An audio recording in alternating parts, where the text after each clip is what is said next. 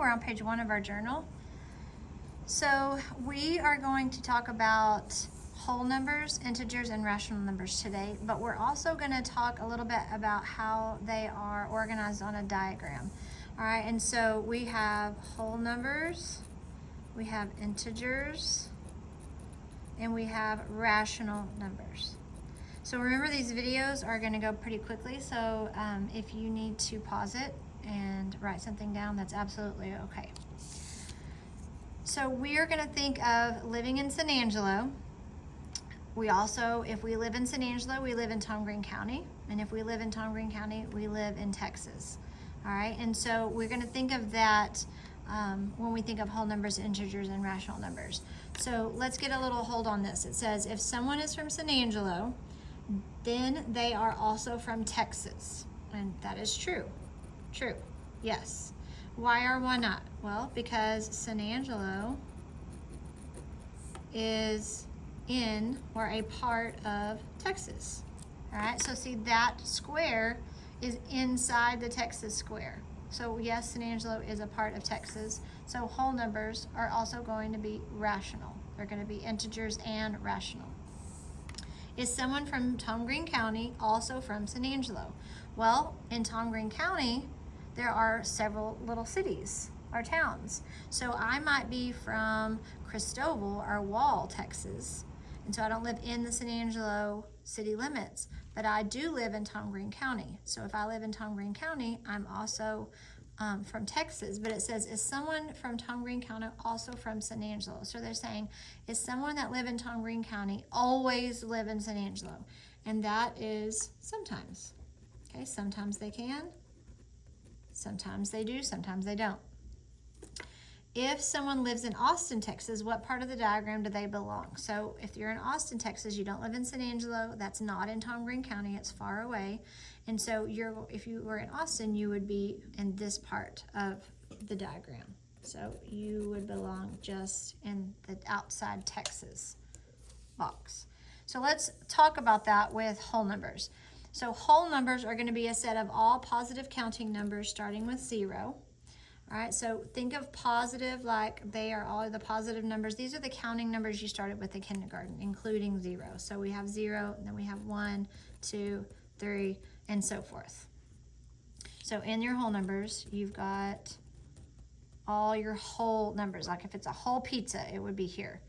All right, so for example, if I have something like this, yes, that is a fraction, but that's an improper fraction. So if I also think of that as a division problem, 15 divided by 3 equals, 15 divided by 5 equals 3.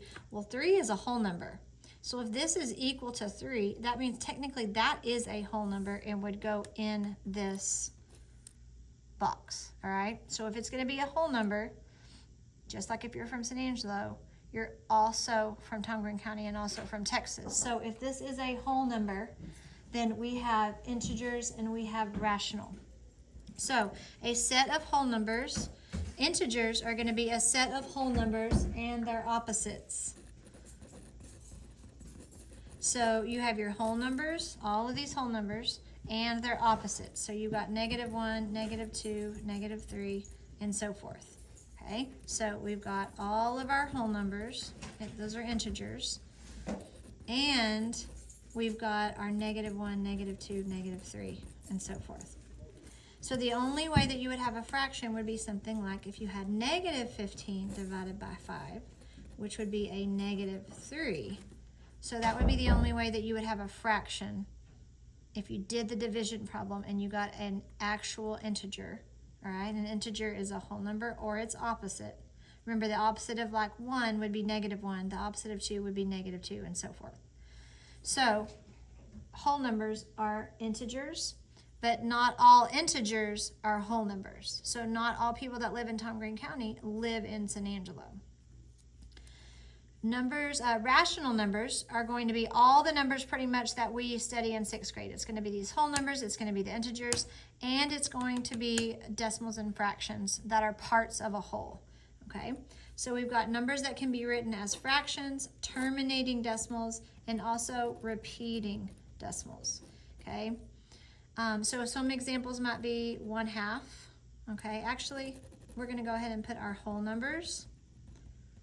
And we're gonna have our opposites of our whole numbers. So those are all our integers. And we're gonna have our fractions and our decimals. So these fractions could be positive, these decimals could be positive, or they could be negative.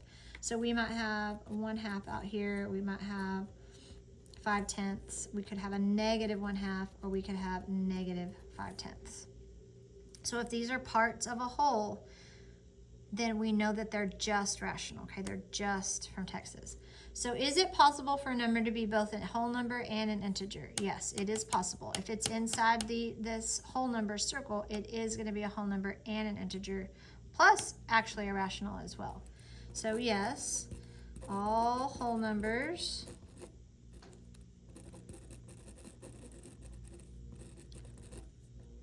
are integers. Okay, it's just like all people that live in San Angelo are from Tom Green County. Okay, this whole square is inside the integer square. All right, so on the back we have all of these numbers, and they want us to put them in, they want to classify them in the most specific way. All right, so yes, -9. Okay, so let's think. -9. The opposite of -9 is 9. So if the opposite of a negative number would fit here, then it's going to be an integer. So only negative numbers that their opposites are whole numbers would they be fitting in this circle. So that -9 is going to be an integer. It's also going to be a rational number, but we don't have to write it in both places. We're only writing it in the most specific place. Okay, 0 would be a whole number. 1/8 is part of a whole. When you divide it, we are not going to get a whole number, okay, or an integer. 1/2 again is part of a whole. 15 is a positive counting number. 126 is a positive counting number.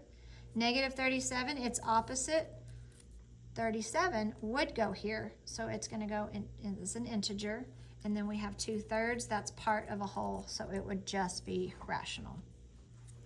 So here, 4 different statements about the number system are written below. Determine which statements are true and which are false. Correct any false statements.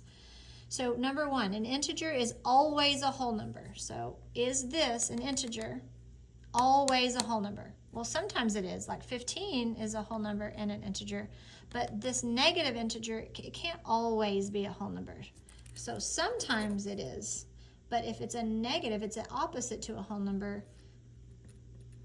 It's not always going to be a whole number, which is a positive counting number. So that's going to be false. Any whole number is also an integer. Yes, this circle is always inside this circle, so that is going to be true. All negative numbers are integers.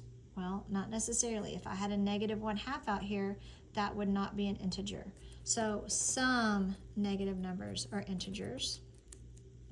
All rational numbers are either fractions or decimals.